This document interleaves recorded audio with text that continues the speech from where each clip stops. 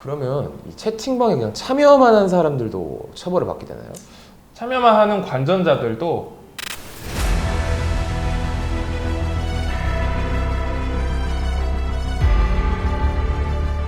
안녕하세요. 로이어랜드의 김지훈. 은지민 변호사입니다.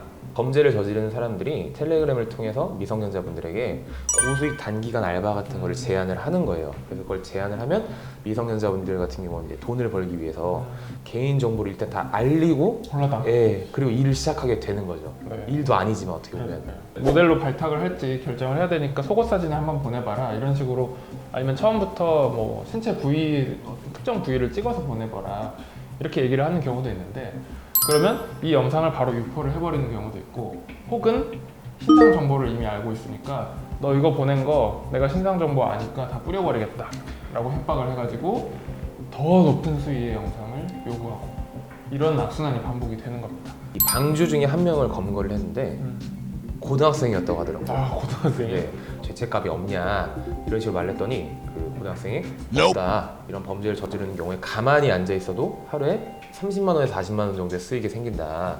그러니까 이런 말을 한다는 것 자체가 정말 우리나라가 성범죄와 관련돼 가지고는 정말 흉악한 정도까지 좀 세태가 안 좋다, 이런 걸 좀 많이 느낄 수 있는 것 같아요. 엠번방에 참여해서 이 영상들이나 음란물을 보는 관전자들 중에는 피해자의 신상에 굉장히 집착하는 성향을 보이는 경우가 있대요. 신상에 집착한다는 게 약간 막 얘가 어디에 사나 뭐 이런 걸 되게 알고 싶어 한다는 거. 맞아요. 그 신상 정보가 진짜인지 가짜인지는 전혀 중요하지가 않아요. 자기가 조금이라도 아는 것 같은 사람의 사생활을 보고 그런 걸 보면서 이제 흥분을 하고 희열을 느끼는 그런 이제 원리인 거죠. 기본적으로 텔레그램을 사용하면 자기는 절대 잡히지 않는다라는 생각을 하고 있는 것 같아요. 실제로 지난달에도 검거가 된 케이스가 있었고요.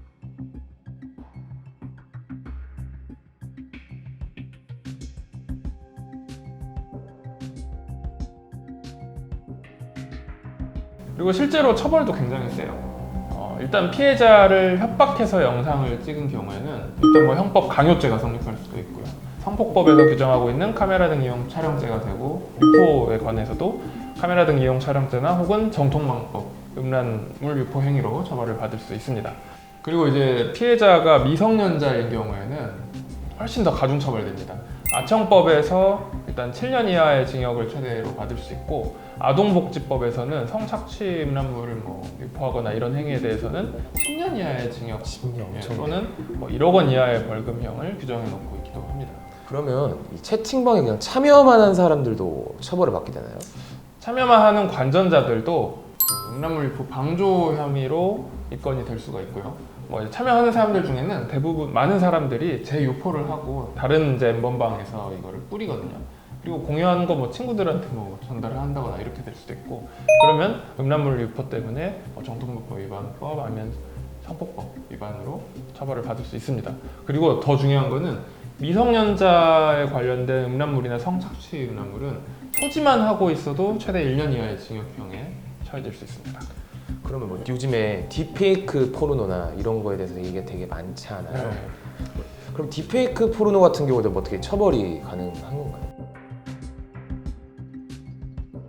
네, 원래는 처벌이 안 됐는데 3월 5일에 국회 본회의에서 성폭법 개정안이 통과를 했기 때문에 이제는 처벌이 가능해질 것으로 보입니다.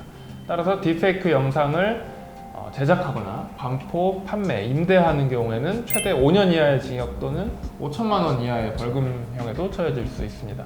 특히 영리 목적으로 정보통신망을 이용해서 이런 범죄를 저지르는 경우에는 최대 7년 이하의 징역으로 가중 처벌될 수 있습니다. 중범죄죠. 대표적으로 이 텔레그램 엠번방이라는 게 좀 대두되었을 뿐이지 이거와 관련된 사건들이 너무 많거든요. 트위터에서 일탈계라는 게 있는데 자신의 어떤 얼굴은 가리고 뭐 가슴이라든지 성기라든지 자기 신체만 찍어서 거기에 이제 업로드를 하는 거예요. 자기가 직접 찍어서. 네, 자기가 직접 찍어서 자발적으로 올리는 건데, 그러니까 이제 텔레그램 엠번방을 운영하는 사람들은 이 사진을 가지고 와서 자기들이 또 이제 성착취 영상을 만드는 데 사용을 하던가 소스로 쓰는 네, 어떻게든 이 트위터 일탈기에 그 사진을 업로드한 사람들의 신상 정보를 알아내서 이제 어떻게 보면은 너가 이런 영상이나 뭐 사진을 올린 걸 알고 있고 너의 신상 정보까지 알고 있으니 내 요구에 응하라. 약간 이런 식으로 해서 새로운 협박 수단을 이 분들을 이제 텔레그램 멤버방에 어떻게 보면 희생물로 막 계속해서 이제 구렁텅이로 악의 구렁텅이로 개미지옥처럼 계속 이제 끌고 가는 거죠. 그래서 결국엔 진짜 자신이 이제 이런 일탈계에 참여했던 분들은 자기가 이제 텔레그램 멤버망으로 인해서 엄청난 피해를 입었음에도 자기가 이런 피해를 당했다고 말씀을 좀 못하고 있는 상황이에요. 많이 안 좋은 상황이 발생을 하고 있는 거죠. 그러니까 사실 우리 사회는 특히 성범죄에 있어서는 피해를 당한 사람에게 오히려 네가 똑바로 현실을 안 했으니까 이런 일이 벌어지지 않냐라는 비난을 하는 분위기가 있었어요. 뭐 물론 점점 나아지고 있긴 하지만 저는 정말 이제 피해자들이 이런 왜곡된 사회적 잣대에 절대 움츠리지 말고 당당하게 하고 싶은 이야기를 하라고 말씀드리고 싶습니다. 오늘은 텔레그램 멤버방 사건에 대해서 알아봤습니다. 지금까지 로이어랜드의 김지훈, 은지민 변호사였습니다.